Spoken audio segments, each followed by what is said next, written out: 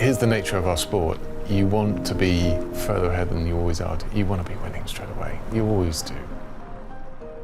If we realistically look at where we've come from and what we're rebuilding, yes, I'm happy with where we are today. We have, I think, one of the most formidable driver lineups in the sport. We certainly have the two that work together for a team that's rebuilding. And they're mighty quick and they're fantastic and they're leaders. So look at that 2 years ago. Look at the car, just the amount of sponsors and what was on the car 2 years ago to what will be on it in just a few days' time. It's a world of difference. It's a team that's completely reinventing itself.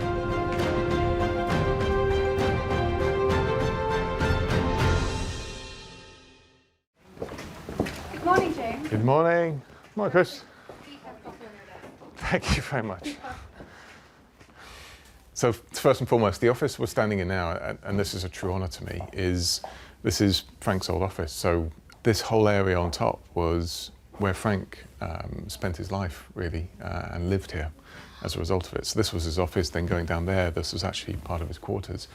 Now in time, obviously, it's become working space, but it's really important to understand that for me, the nucleus of what is Williams is all contained here. And it's a privilege to sort of be a part of it now in the future. Just want to run through your day. You've got quite a lot on today, so I thought it'd be good to just check you're up to speed on all of this. Working for James is interesting. We have lots of different things going on from one time to the next. From a planning perspective, I would say it's quite hectic. It's very busy. From James's perspective, he is trying to make as much time as he can to speak to everybody else in the factory and in the rest of the business. He wants to make sure that the people who are building the cars, people who are extremely busy at the moment, are being seen, and he's keeping up with what they're going through at the moment. The job itself it's changing and building, because at the very beginning it was about bringing in Matt Harmon, Angelos, individuals around me now that are able to make a strength of structure of how we can move forward. And that was sort of year one, year almost two as well, pushing into it. Because of course people of that calibre you don't get overnight. It takes a little bit of time to bring them together. Chris effectively is here looking after my office, looking after the strategic element of what we're doing at this point in time. Absolutely brilliant at what he does. No one likes sharing an office with him though, so he's by himself. This is James, James Matthews, who I will say hello to in the morning. How was your weekend? Went for a park run on Saturday and then paddle last night, but we were playing in this rain. We didn't have an indoor court, so that was not intelligent, but I did win. Who were you playing with? That was against Mercedes, actually, for the most part. A valuable win. A big win. Big win. Sven, who looks after our young driver programs. What I really like between the three of us is that we've got a very good understanding, I think, of what it takes to bring a young driver through. And we've built an academy now that last year you saw the results with Franco on the grid and did an exceptional job. So we had 3 at karting this weekend and one in for UAE, and Leah had some tests in Spain. So it was actually a very busy weekend for the academy. Yeah. I want this team to be successful for 20 years, 30 years. And you don't achieve that with small changes you make year by year. You achieve that by investing in future talent. What stood out to me was James's communication style. I really like the way that he kind of shares his ideas. He really does bring everyone on board with him. Machine shop here, up there is the operations, basically planning what we need to be putting forward. On the left-hand side here, our inspection facility where all metallic components, once they're produced, we need to ensure that they are absolutely to drawing and correct. One thing that's very important for me is our values and behaviours. Machines aren't the most important thing in an organisation. What is, though, is the people and the culture that we breed together at the same time. And for me, for example, here, excellence is one of our values. Accountability is as well. It's making sure that these are embedded at our core right from the get-go. This is the week where this is our car for 2025 being built up. This is the period of time where in about 4 to 5 days, tens of thousands of components all come together at the same time to make the racing car that you see on TV. For me, this week is, you get goosebumps every now and again thinking about it. It's good.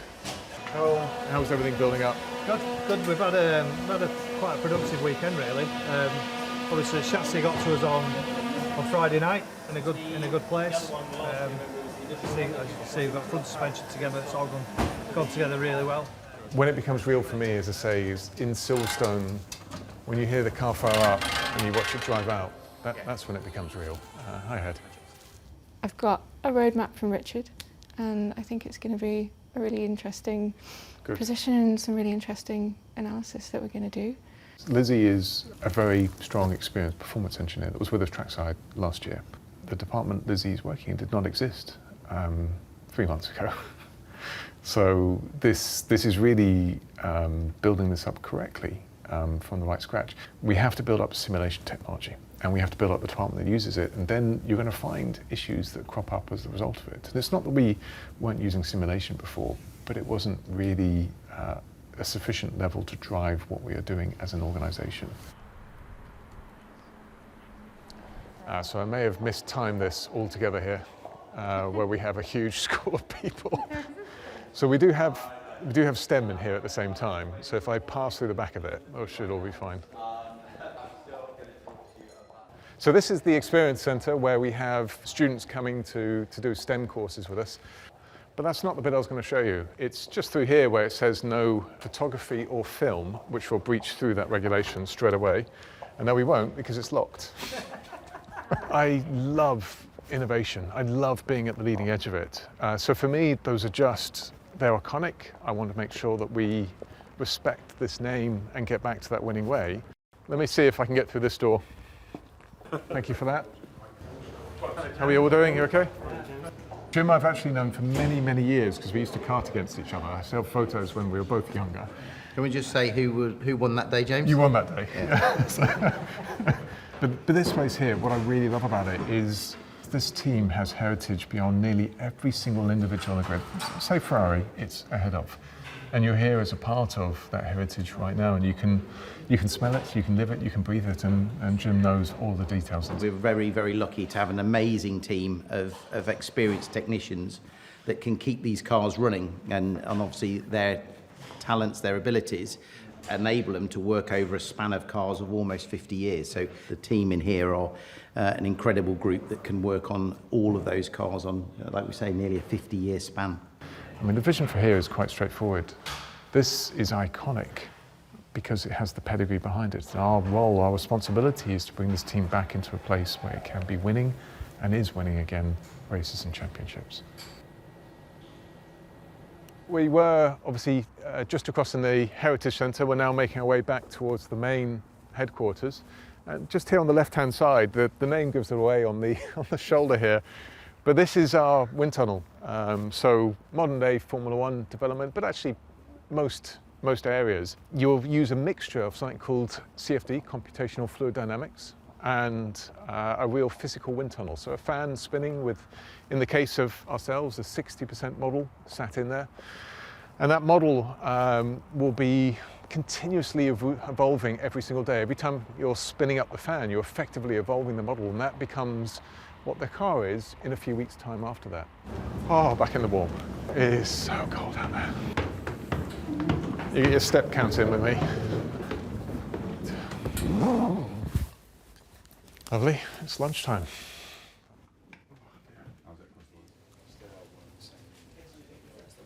How are we doing? You right? Very good.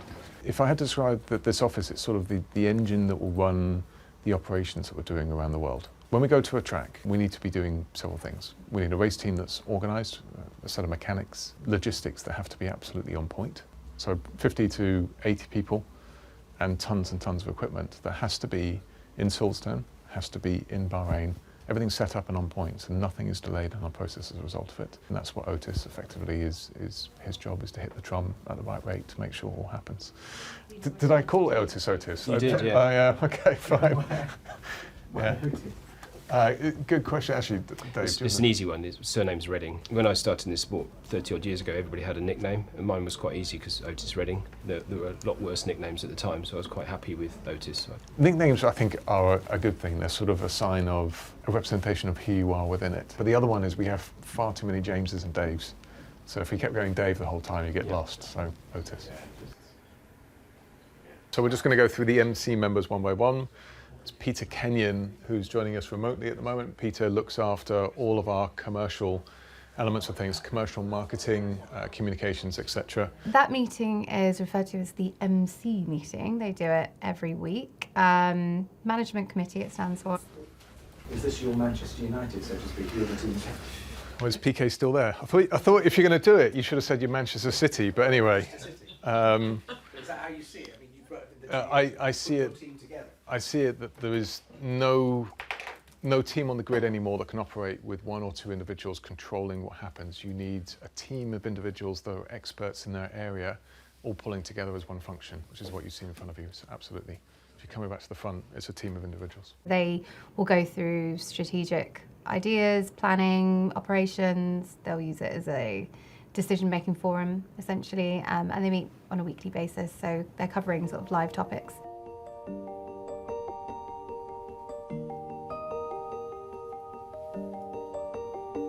So how was today for you? Good. It was a good day. It's a normal but not normal day at the same time. Normal in as much as I get the opportunity to meet and work with highly intelligent individuals that are all led by the same or driven by the same goal to make us successful. Unusual in as much as we have the car build going on, which obviously adds a level of complexity and distraction, but in a good way, because you get to see a car formed. I think I've evolved quite a lot. There's a lot of learning I've certainly done on what's the right way of rebuilding from ground up, what's the right priority setting, how to communicate right to everyone around you such that we maintain momentum. Let's put it this way, I'm looking forward to this year and I'm really looking forward to next year.